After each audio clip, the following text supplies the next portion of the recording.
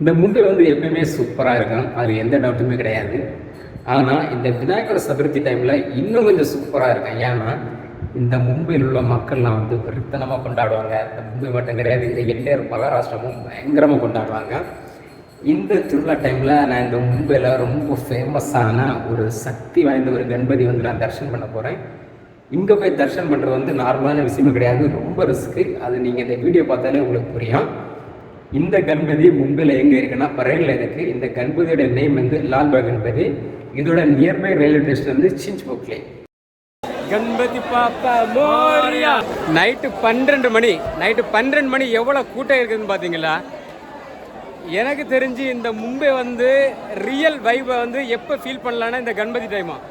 இந்த ஸ்டேஷனை பேர் வந்து சின்ச்போக்லே. ஏன் இந்த ஸ்டேஷன் வந்து இவ்வளோ பயங்கர க்ரௌடாக இருக்குன்னா, இதுக்கு பக்கத்தில் இந்தியாவோட நம்பர் 1 गणपति रखे मुंबई में एकदम गणपति है ना, इसमें ज़्यादा वैभव गणपति में। हाँ गणपति क्यों मालूम है ना, एंटायर महाराष्ट्र सेलिब्रेशन करते हैं और कहीं नहीं इतना सेलिब्रेशन। हाँ वही मैं बोल रहा ना, गुजरात में भी नहीं करते। हाँ वो है ना, ये सूरत हो गया, मुंबई हो गया, आदमी तो इधर ही खड़ा है भाई। हेलो गाइस, आज आपके सामने एक लोग लेके जुड़े हैं, वही एक लिंक कार्ड देना।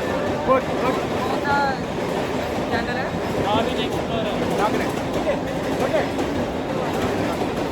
இந்த லால்பாக் கணபதி இந்த ரயில்வே ஸ்டேஷன்லேருந்து நடந்து போகிற தூரத்தில் தான் இருக்குது.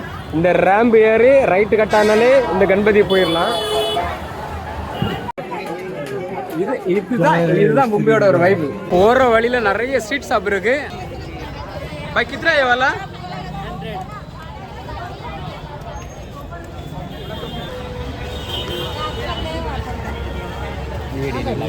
நவீன இது என்னது? நம்ம இட்லி பார்த்தல. இதுதான் இந்த லால்பாக் கணபதியோட மெயின் என்ட்ரன்ஸ் கேட்டு.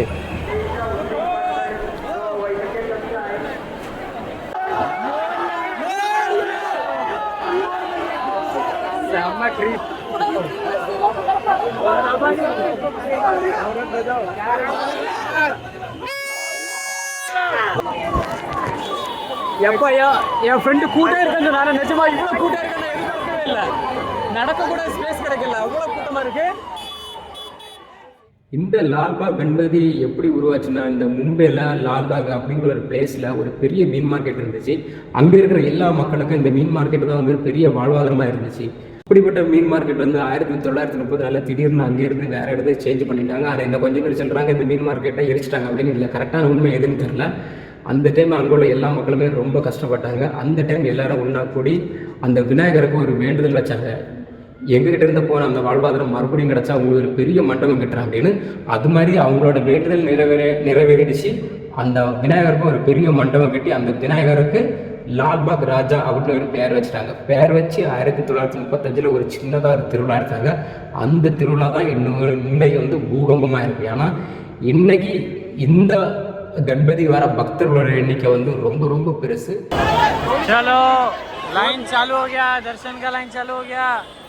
चलो चलो चलो चलो. இந்த ஃபங்க்ஷனை ஒருங்கிணைப்பாளர்கள் இங்கே நிற்கிறார்கள் இப்போது. Okay, good good. எவ்வளோ நேரம் போய் தரிசனம் பண்ணுறதுக்கு? வாய்ப்புகள் இல்லை. 3 மணி நேரம் ஆகலாம், 4 மணி நேரம் ஆகலாம். இங்கே வர பக்தர்கள் வந்து ஒரு பயங்கரமான ஒரு நம்பிக்கை இருக்குது. அது என்னன்னா, இந்த விநாயகரோட பார்வை நம்ம மேலே பட்டுச்சுன்னா நம்ம நினைக்கிறது எல்லாமே நடக்கும் அப்படின்னு. அதுக்காகவே 6 மணி நேரம் 7 மணி நேரம் இந்த லைனில் நின்று தரிசனம் பண்ணுறாங்க. இங்கே வந்து பொதுமக்கள் மட்டும் இல்லை, நிறைய பிரபலங்களும் இங்கே வராங்க. தரிசனம் பண்ணுற டைம் மழை வந்து கெடுத்துட்டு, மழையாக இருந்தாலும் வெயிலாக இருந்தாலும் நான் தரிசனம் பண்ணிட்டு தான் போவேன் எங்கள் வீட்டுக்கு.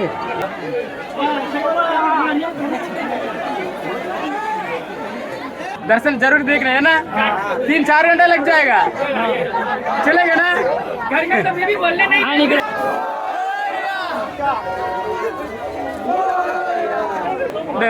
பயங்கர கிரௌடுங்க.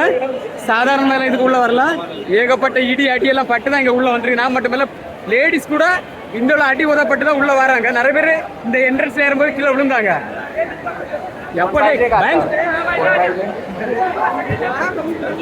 Very tough.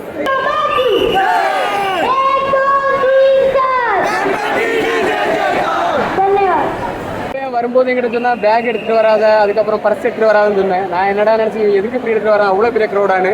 இங்கே வந்த அப்புறம் தான் நான் ஃபீல் பண்ணேன், இதெல்லாம் எடுத்துகிட்டு வந்திருந்தா கண்டிப்பாக திருப்பி கொண்டு போயிருக்க முடியாது.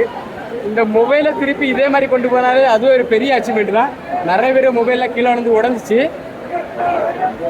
எப்பயோ நம்ம மொபைலு இப்போ வரைக்கும் ஓகே, இதுக்கப்புறம் என்ன ஆக போகுதுன்னு தெரில, அது வெயிட் பண்ணி தான் பார்க்கலாம். ரொம்ப ரொம்ப கஷ்டங்க. மஜாரானே போயிடுமே.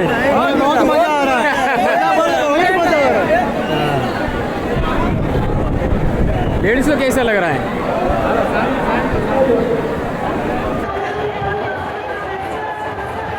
ஆனால் இங்கே கூட கொள்ள, கோயிலில் கூட கொள்ள ஒரு பீஸு 20 ரூபா, 2 பீஸு 30 ரூபா.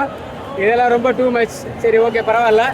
நம்ம கோயிலுக்கு தரிசனம் பண்ணுற வர டைமு ஒரு 10-15 ரூபா காணிக்க போடுற மாதிரி நம்ம நினச்சிக்க வேண்டியதுதான். அவர் தானே? ஓகே, ஃப்ரீ நம்ம சாப்பிடும்.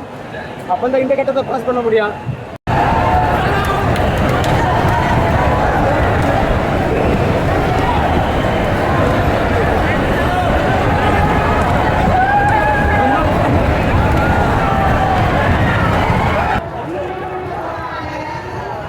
ஓடி ஓடி உழைக்கணும் தப்பு, ஓடி ஓடி தரிசனம் பண்ணணும் அதுதான் ரைட்டு.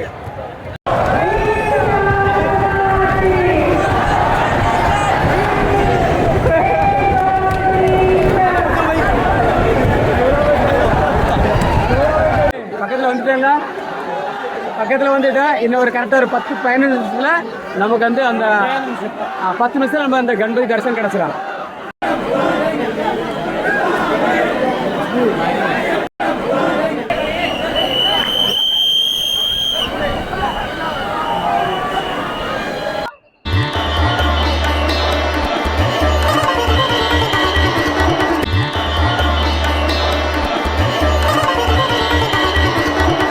ஃபைனலா தர்சன் கிடைச்சி வெளியே வரேன்.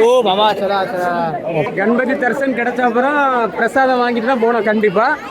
அதுக்காக பிரசாதம் வந்து ஃப்ரீ கிடையாது, அதுவும் காசு கொடுத்து தான் வாங்கணும்.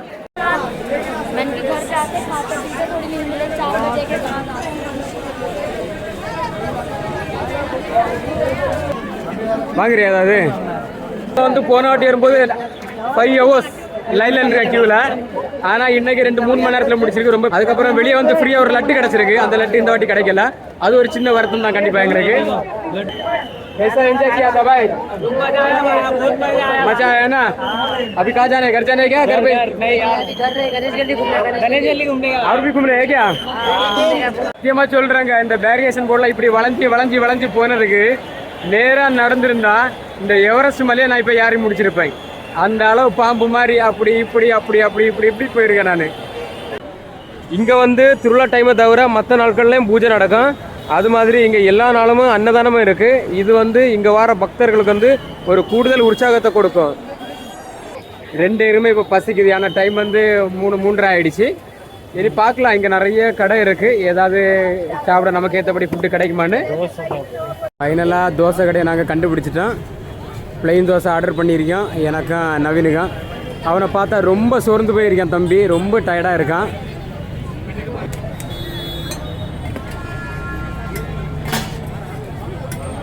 उनका चक्कल देखेगा तो मेरा लग रहा है वो सही नहीं.